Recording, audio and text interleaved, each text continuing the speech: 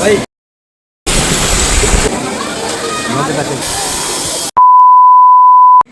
Everyone, আমি সঞ্চারী আর আজকে আবার চলে এসেছি একটি নিউ মিনি ব্লগ নিয়ে। তো আজকে আমি বাড়ি থেকে আর শুরু করিনি, অফিসে এসেই শুরু করলাম, কারণ দেরি হয়ে গেছিলো। আর আমি তো বাবার সাথে আসি, সেই জন্যে আজকে একটু ঘুম থেকে উঠতে দেরি হয়ে গেছিলো, তাই জন্য আমি আর তাড়াহুড়ো রেডি হয়ে চলে এসেছি।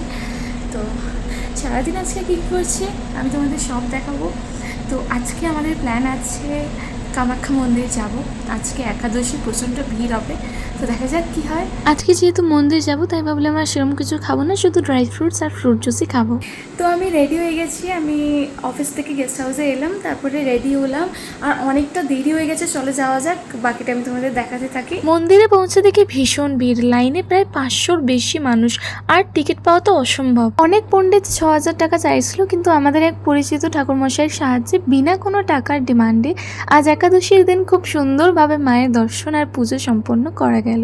আমাদের ঠাকুরমশাই বলেছিল আমাদের যেমন ইচ্ছা আমরা যেন তেমনই দক্ষিণা দিই ওনাকে। মন্দির থেকে ফিরে একটু রেস্ট নিয়ে আমি আর আমার মা চলে গেছিলাম ম্যাক্সে। সামনেই আমার হাজবেন্ডের বার্থডে, তাই আমার মা আমার হাজবেন্ডের জন্য জামা কাপড় কিনতে এসেছিল। আজকের দিনটা বেশ ভালোই কাটলো। দেখা হবে নিউ মিনি ব্লগে। লাইক, শেয়ার, সাবস্ক্রাইব করতে ভুলো না। টাটা।